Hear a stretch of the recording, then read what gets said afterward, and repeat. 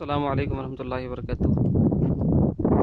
یہ دیکھیے یہ وہ جگہ ہے، ہم مقام جعرانہ سے مقام اسیلہ کی طرف جا رہے ہیں، تو راستے میں یہ جگہ آتی ہے رائٹ ہینڈ سائڈ پہ۔ یہ آثار قدیمہ والوں نے بند کی ہوئی ہے جگہ۔ یہ پہاڑ ہیں اور ان پہاڑ میں دیکھیں تختیاں یہ لکھی ہوئی ہیں، تحریریں یہ صحابہ کرام کی لکھی ہوئی ہیں۔ تاریخ بتانے والوں نے بتایا ہے کہ یہاں پر قرآن کریم کی آیات نازل ہوئی تھیں جب اللہ کے رسول غزوہ حنین کے لیے تشریف لائے تھے، تو کوئی چیز لکھنے کے لیے موجود نہیں تھی، تو اللہ کے رسول نے حکم دیا تھا کہ پتھروں پہ لکھ دو، تو صحابہ کرام نے پتھروں پہ لکھ دی تھیں۔ یہ وہ آیات ہیں جو یہاں لکھی ہوئی ہیں، اور اب تک سنتے تھے کہ یہ آیات ہیں، اب آ کر یہ دیکھی ہیں، اور بحمدللہ ان کو پہچان بھی لیا ہے ہم نے کہ یہ کیا لکھا ہے، کیونکہ بغیر نقطوں کے اور بغیر شد بغیر زیر زبر کے سب لکھا ہوا ہے۔ اللہ تبارک و تعالی نے کرم فرمایا، دل میں آئی کہ یہ کیا لکھا ہے، پہچان لیا۔ دیکھیں یہ آیت ہے 23ویں سپارے کی سورہ صاد۔ اعوذ باللہ من الشیطان الرجیم۔ يا داود إنا جعلناك خليفة في الأرض فاحكم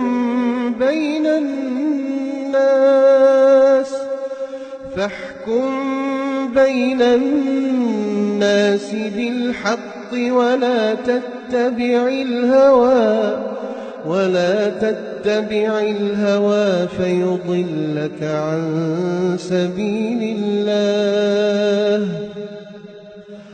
إن الذين يضلون عن سبيل الله لهم عذاب شديد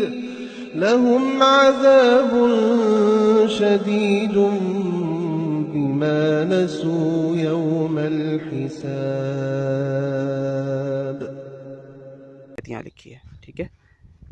آگے چلیں گے تو آگے اور بھی پہاڑوں پر مختلف تحریریں موجود ہیں صحابہ کرام کے ہاتھوں کی لکھی ہوئی، لیکن ان لوگوں نے یہاں ستم یہ کیا ہے کہ اس ایریا کو بند کر دیا، روڈ پورا ٹوٹا ہوا ہے، یہاں عموماً لوگ آتے بھی نہیں ہیں، اور یہ آپ دیکھیں یہاں یہ مرے ہوئے جانور پڑے ہیں، یہاں جانور لا لا کے ڈال دیتے ہیں، اور اتنی بدبو ہے یہاں پر کہ بآسانی کوئی یہاں آ بھی نہیں سکتا۔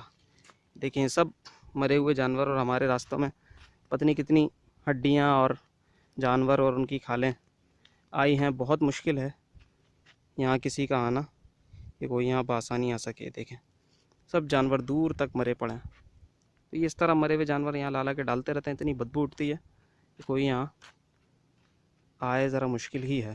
اللہ تبارک و تعالی نے فضل فرمایا، ہم نے اس جگہ کی زیارت کی، اللہ تبارک و تعالی قبول فرمائے، آپ کو بھی اللہ تبارک و تعالی زیارت نصیب فرمائے۔ السلام علیکم ورحمۃ اللہ۔